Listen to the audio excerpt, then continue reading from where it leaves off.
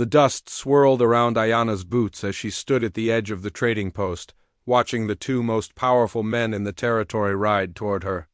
The sun was setting behind the rolling hills of Texas, painting the sky in shades of orange and red that reminded her of the old stories her grandmother used to tell. But today, there was nothing peaceful about this scene.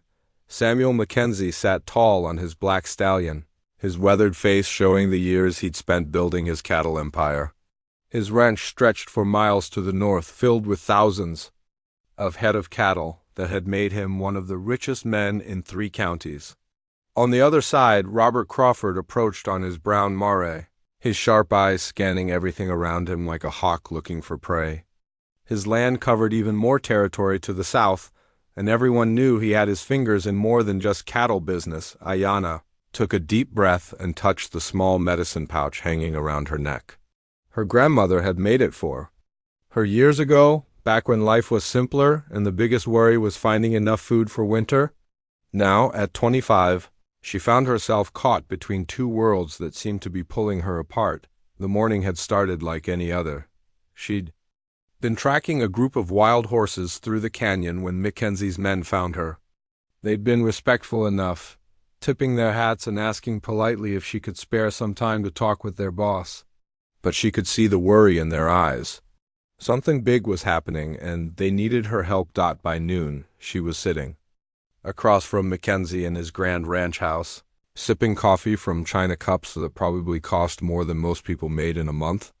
The walls were covered with paintings of cattle and landscapes, but Ayana noticed he'd also hung several Comanche arrows and a beautiful beaded belt that had probably belonged to her people.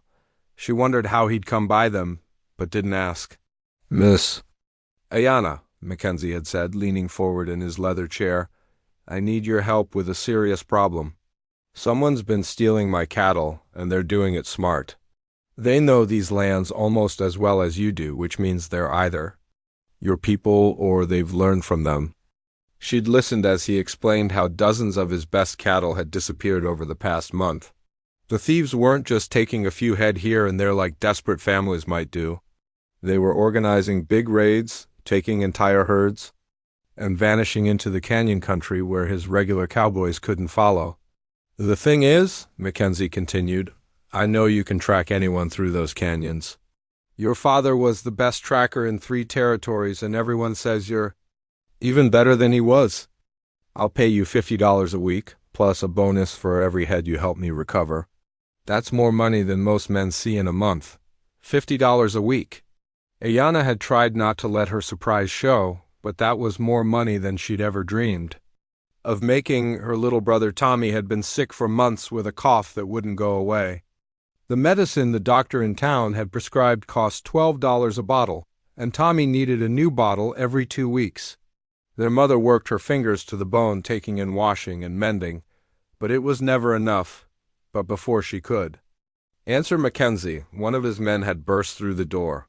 "Boss, you need to see this. Crawford's men are riding up the main road, and it looks like they're headed straight for us." That's how she'd ended up here, standing between the 2 most dangerous men in the territory as they faced each other like gunfighters preparing for a duel.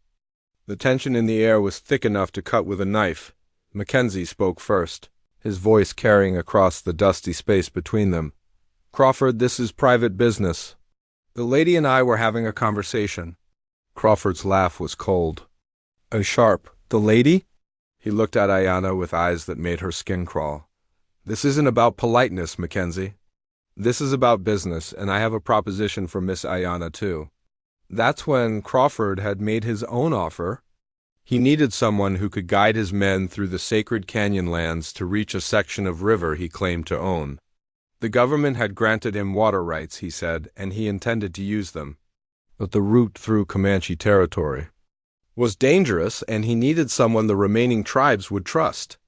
"I'll pay $75 a week," Crawford had announced, his eyes never leaving Ayana's face. "Plus a permanent position managing my relations with the local tribes. You'd have a nice house, steady income, and protection for your family." $75. Ayana's heart had started beating faster. That was enough money to get Tommy the medicine he needed and still have plenty left over for food and supplies. Her mother wouldn't have to work so hard, and maybe they could even save some money for the future. But then both men had started talking at once, their voices rising as they competed for her attention.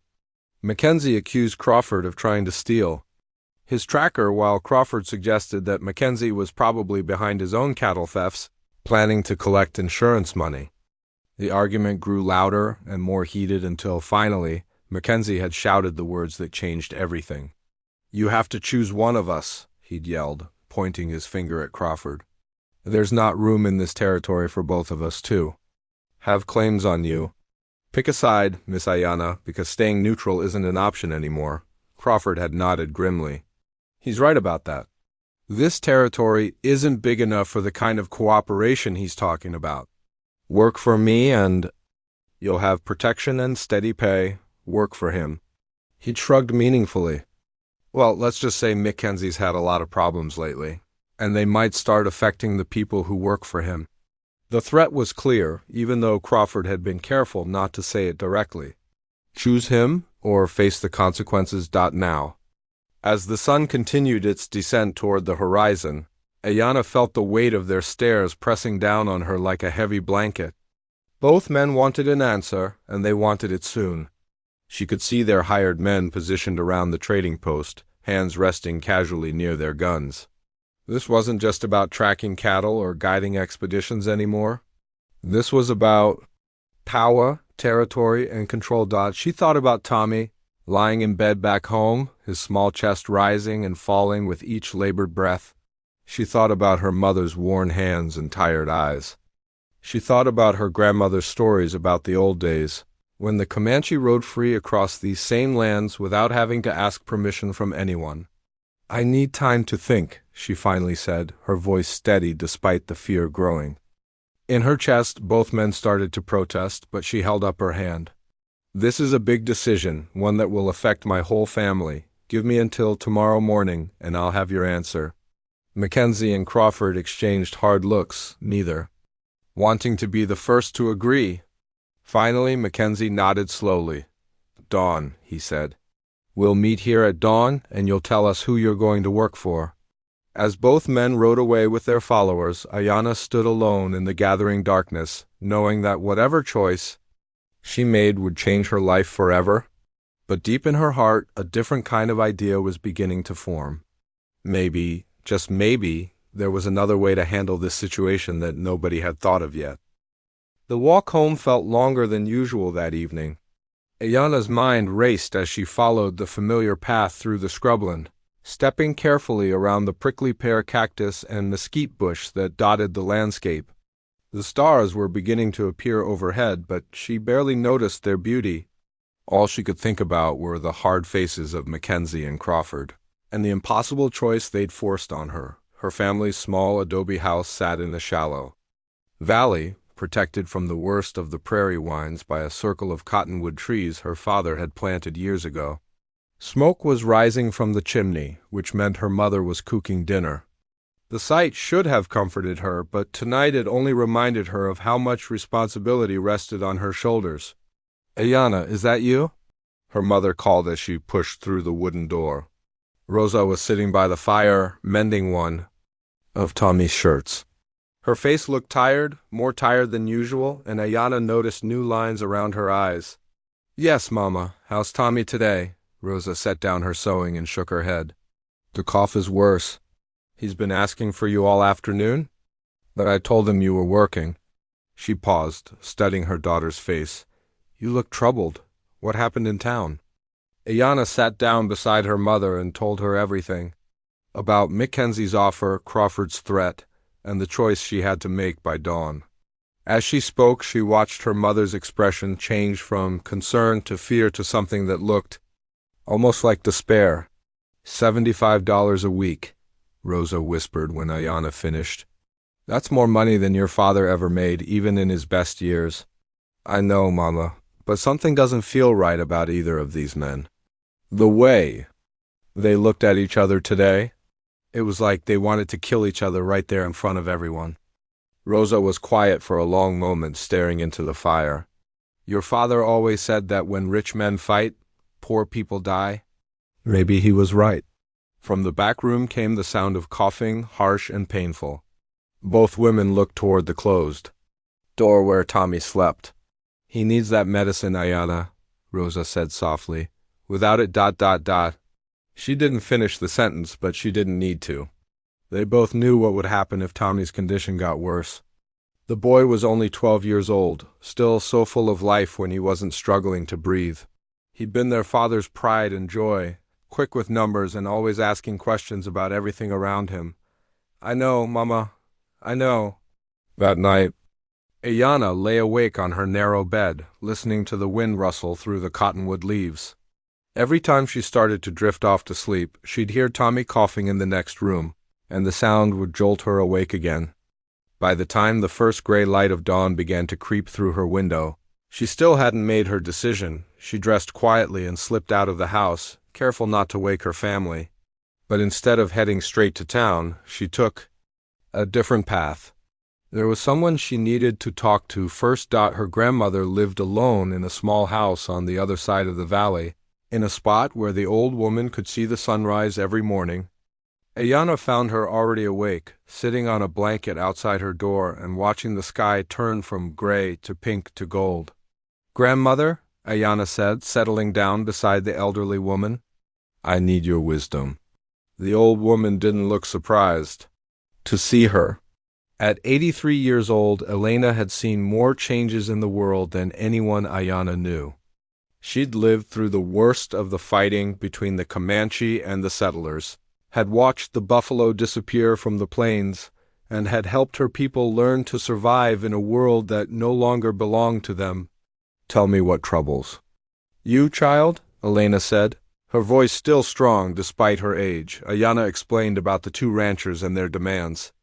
She told her grandmother about the money they were offering, about Tommy's illness, and about the threat in Crawford's voice when he'd warned her about the consequences of choosing wrong.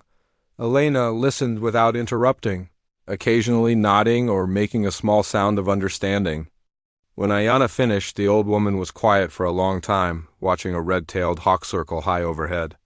Do you remember the story I told you about the coyote and the two wolves?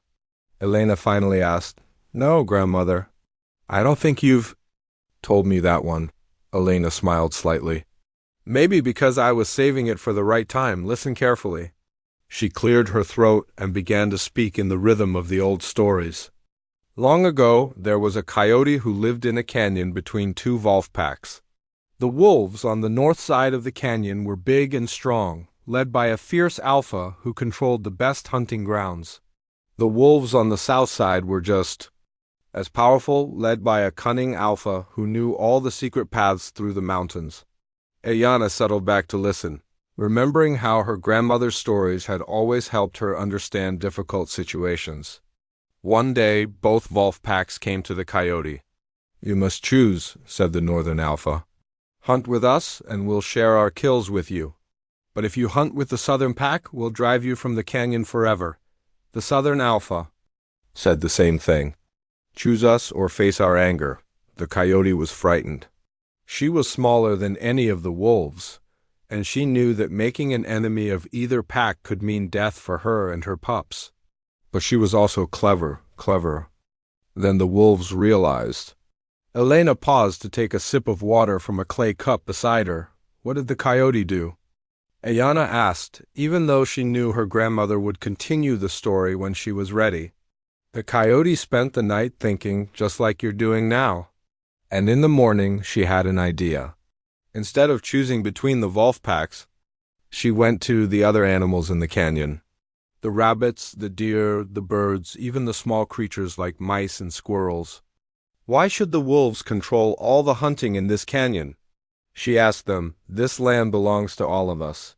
If we work together, we can find a way to share it that's fair for everyone. The other animals were scared at first. The wolves were so powerful, so dangerous. But the coyote showed them that together they were stronger than either wolf pack alone. They knew every hiding place, every water source, every safe trail through the canyon. Elena looked directly at Ayana. The wolves were so busy fighting each other that they didn't notice what was happening until it was too late. The other animals had organized themselves, created their own rules for sharing the canyon. The wolves could either accept the new way of doing things, or they could leave and find somewhere else to fight. What happened to the coyote? She became the mediator, the one who helped all the animals work together. She was never the most powerful creature in the canyon, but she became the most important one. And her pups grew up in a place where they didn't have to fear the wolves anymore. The two women sat in comfortable silence as the sun climbed higher in the sky. Ayana could hear birds singing in the cottonwood trees and the distant sound of cattle lowing in someone's pasture. "Grandmother," she said slowly, "are you saying I shouldn't choose either rancher?" "I'm saying that sometimes when someone forces you to choose between two bad options, the wisest thing to do is find a third option they haven't thought of." "But how?" "They're so powerful and I'm just one person." Elena reached over and took her granddaughter's hand. "You're not just one person, child. You're connected to this land in ways those ranchers will never understand. People they don't know, see things they can't see. And most importantly, you care about more than just money and power." As Ayana walked back toward town, her grandmother's words echoed in her mind. The sun was getting higher, and she knew Mackenzie and Crawford would be waiting for her answer. But for the first time since yesterday, she felt like maybe there was hope. Maybe there was a way out of this trap they'd set for her. The real question was whether she'd have the courage to try something that had never been done before. When Ayana reached the trading post, both Mackenzie and Crawford were already there, waiting with their men like two armies preparing for battle. The morning air was crisp, and she could see her breath forming small clouds as she walked toward them. But instead of giving them the answer they expected, she looked both men in the eye and said something that surprised everyone. "I need more time to think about this properly. Give me 1 week, and I'll have a decision that works for everyone." Mackenzie's face turned red. "1 week? We agreed on this morning." Crawford was even less pleased. "The lady seems to think she can play games with us, Mackenzie. Maybe she doesn't understand how serious this situation is." But Ayana stood her ground. "I understand perfectly. This decision will affect my family for years to come. 1 week isn't too much to ask for something this important." Something in her voice, or maybe the steady way she looked at them, made both men step back. They grumbled and complained, but eventually they agreed. 1 week, then she would give them her final answer. What they didn't know was that Ayana had no intention of spending that week trying to choose between them. Instead, she planned to learn everything she could about what these men were really up to. Her grandmother's story had given her an idea, but she needed information before she could act on it. The first person she went to see was old Pete, who ran the telegraph office in town. Pete had been sending and receiving messages for 20 years, and he heard all the gossip that traveled along the wires. More importantly, he owed Ayana a favor. 2 summers ago, she'd tracked down his missing granddaughter when the girl had gotten lost in the canyon country. "Pete," she said, settling into the chair across from his desk, "I need to know about any telegraph messages that have been coming through for Mackenzie or Crawford. Anything unusual or interesting?" Pete scratched his gray beard and looked around to make sure no one else was listening. "Well, I probably shouldn't be telling you this, but Mackenzie's been getting a lot of messages from some insurance company back east. Something about filing claims for stolen cattle." "Insurance claims?" "Yeah, and the amounts are getting bigger each time. Started with claims for 50 head of cattle, now he's claiming he's lost over 200. That's a lot of money even for a man like Mackenzie." Ayana felt a cold feeling in her stomach. "What about Crawford? Now that's even more interesting. He's been exchanging messages with someone in the territorial government about water rights. But here's the strange part. Some of those messages are going to a lawyer who specializes in land disputes. And last week he got a message from a surveyor asking about boundary markers in the canyon area." Pete leaned closer and lowered his voice. "Between you and me, I think Crawford's planning something big. something that involves changing the property lines around here. After leaving the telegraph office, Ayana spent the next few days using skills her father had taught her. She became invisible, moving through the territory like a ghost, watching and listening. She followed Mackenzie's men when they rode out to check on the missing cattle, and what she discovered made her sick to her stomach. The cattle weren't being stolen by outsiders at all. She watched as Mackenzie's own foreman, a hard-faced man named Briggs, led a group of cowboys to a hidden valley about 10 miles from the main ranch. There, in a narrow canyon that couldn't be seen from any normal trail, were hundreds of cattle, bearing Mackenzie's brand, but they weren't being held by rustlers. They were being held by Mackenzie's own men. Ayana spent hours watching from a rocky outcrop above the hidden valley, trying to understand what she was seeing. Finally, it became clear. Mackenzie was hiding his own cattle and then reporting them stolen so he could collect insurance money. It was a clever scheme. Who would suspect a wealthy rancher of stealing from himself? But that was only the beginning of what she discovered. 2 days later, she followed Crawford's men to a different part of the territory. They rode to a section of the river that had always been considered neutral ground, a place where both white settlers and the remaining Comanche families came to get water during the dry season. What she saw there made her heart race with anger. Crawford's men were setting up equipment to build a dam. Not just any dam, but a massive stone and wood structure that would completely block the river's flow downstream. She crept closer, hiding behind the thick brush that grew along the riverbank, and listened to the men talking as they worked. "Boss says this dam will give him control of all the water for 50 miles downstream," one of them was saying. "Once it's finished, anyone who wants water will have to pay him for it." "What about those Comanche families who have been using this?" "Water?" asked another worker. The first man laughed coldly. "Boss says that's not his problem. They can find water somewhere else, or they can leave the territory altogether. Same goes for any of the small ranchers who don't want to pay his prices." Ayana had to bite her lip to keep from crying out in anger. This water had been used by her people for generations. It was one of the few reliable water sources in the area, and without it, the remaining Comanche families would have no choice but to leave their ancestral lands forever. But Crawford's plan was even worse than she'd first thought. She spent another day watching the dam construction, and overheard more conversations that revealed the full scope of his scheme. The water rights he claimed to own weren't legitimate. Through her contacts in town, she learned that Crawford had bribed a territorial official to create fake documents giving him ownership of the river. Once the dam was built, he planned to charge every rancher in the area for water access. Those who couldn't pay would be forced to sell their land to him at cheap prices, and Mackenzie wasn't innocent in all this either. As Ayana continued her investigation, she discovered that Crawford's foreman had been secretly meeting with some of Mackenzie's cowboys. They were working together to rustle cattle from smaller ranchers in the area, then splitting the profits while making it look like random thefts. The two men who had demanded that she choose between them were actually working together to destroy everyone else in the territory. Their public feud was just an act designed to make people think they were enemies while they secretly cooperated to grab more land and power.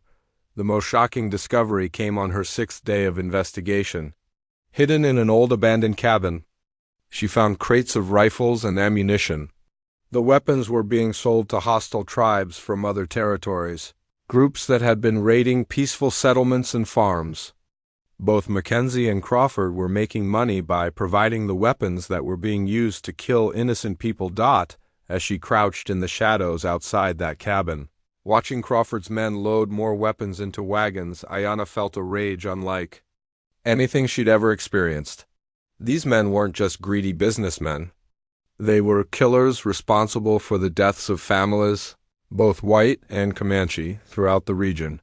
But they'd made one crucial mistake. They'd assumed that because she was just one woman, because she was Comanche, because she needed their money, she would never dare to stand up to them.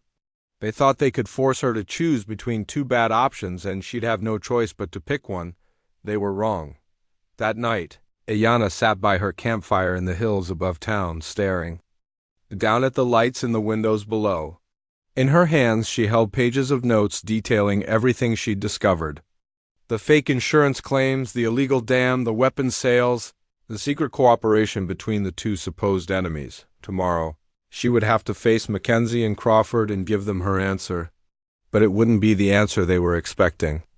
Instead of choosing between them, she was going to expose them both. The only question now was whether she could find the courage to go through with a plan that would put her and her family in terrible danger. The morning of the 7th day arrived with dark clouds gathering on the horizon. Ayana woke before sunrise, her stomach churning with nervousness. Today was the day she would either change everything or get herself and her family killed trying. She dressed carefully, choosing her father's old leather vest and the silver bracelet her grandmother had given her for protection. In her saddlebag, she packed all the evidence she'd gathered over the past week: notes, sketches of the hidden cattle valley, drawings of the illegal dam construction, and most importantly, a detailed map showing where the weapons were being stored. But she wasn't going to face Mackenzie and Crawford alone. The night before, she'd made a difficult decision to trust someone she'd never worked with before. Marshal Daniel Rivers had arrived in the territory 3 months ago, sent by the territorial government to investigate reports of increased violence and cattle theft. Most people in town avoided him, unsure whether he could be trusted or if he was just another corrupt official looking to line his own pockets. But Ayana had been watching him, and everything she'd seen suggested he was different. She'd noticed how he always paid fair prices at the trading post, how he treated everyone with respect regardless of their skin color, and how he asked thoughtful questions instead of making quick assumptions. Most telling of all, she'd seen him visit the small cemetery outside town, where he'd spent a long time standing by the graves of a family killed in a recent raid, 2 hours before dawn. She'd knocked on the door of his small office behind the jail.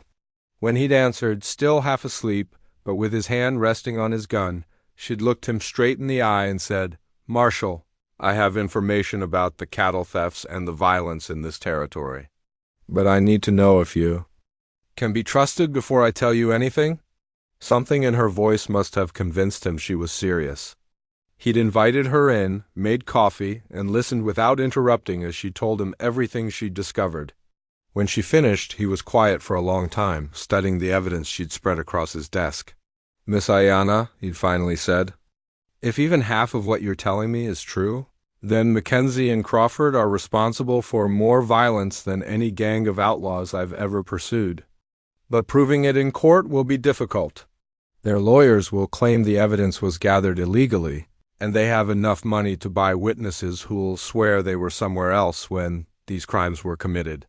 That's why I need to get them to confess," she'd replied. "If they think they've won, if they believe I'm helpless and have no choice but to work for one of them, they might get careless and say too much." The marshal had looked at her with new respect. "That's incredibly dangerous. If they suspect you know what they're really doing, I know the risks. But if I don't try, they'll keep hurting innocent people. And eventually they'll find a way to get rid of me anyway, once I'm no longer useful to them."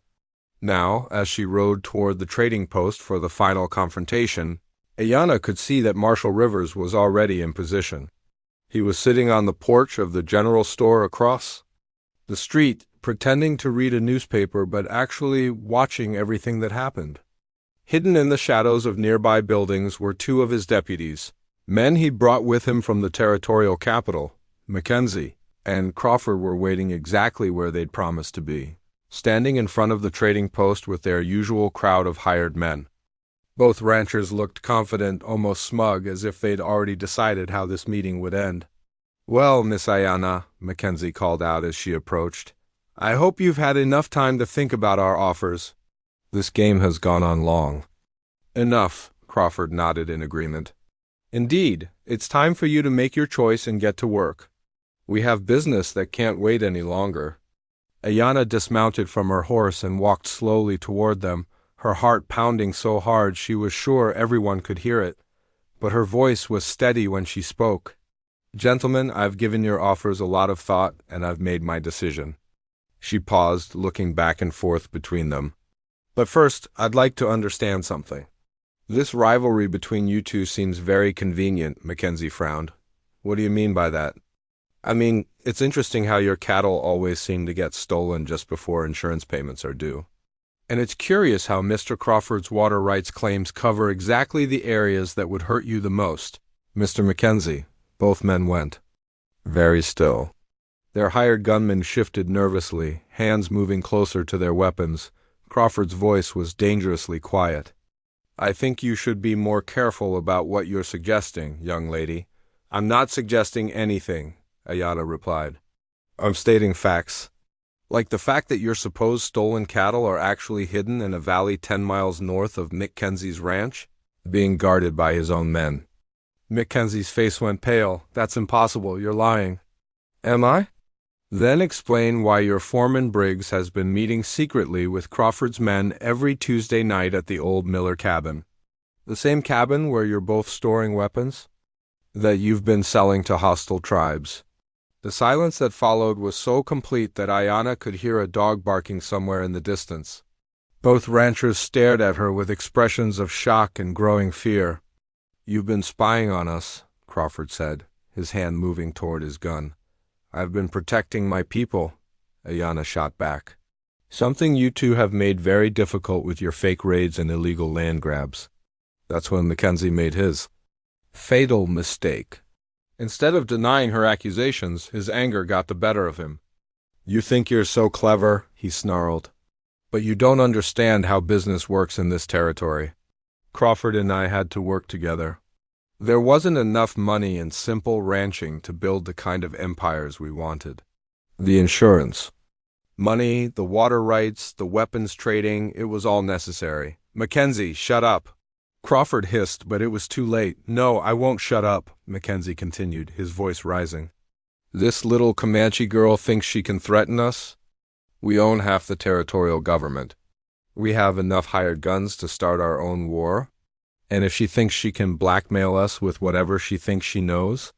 I know about the dam, Ayana said quietly. I know about the forged water rights. Documents. I know about the families you've killed with those weapons you've been selling. And I know that your fake feud is just a cover for one of the biggest criminal operations this territory has ever seen. Crawford drew his gun, his patience finally snapping. I've heard enough, boys. Kill her. But before any of his men could move, Marshal Rivers stepped out from behind a nearby wagon, his badge glinting in the morning sunlight. I wouldn't do that if I were you, Crawford, the marshal said calmly. You and Mackenzie are under arrest for cattle theft, insurance fraud, illegal weapons trading, and conspiracy to commit murder. Crawford spun around, his gun swinging toward the marshal, but he found himself facing not just Rivers, but his two deputies as well, all with their weapons drawn. Drop your guns, all of you, Rivers commanded. This is over. For a moment, it looked like Crawford might try to fight his way out. His hired men were looking back and forth between their boss and the lawmen, clearly trying to decide if they were being paid enough to die for Crawford's crimes. Then Mackenzie, seeing that the situation was hopeless, threw his gun down in disgust. This is all your fault, he said to Crawford. If you hadn't been so greedy about the water rights, none of this would have happened. My fault? Crawford laughed bitterly, but he also lowered his weapon. You're the one who couldn't keep his mouth shut. We had her right where we wanted her, and you had to brag about everything we've done. As the marshal and his deputies moved in to arrest the two ranchers and their men, Ayana felt a mixture of relief and fear wash over her. She'd done it. She'd exposed the truth and stopped two dangerous criminals from hurting more innocent people. But she also knew that this was just the beginning. Word would spread quickly about what had happened here today, and there would be consequences she couldn't predict.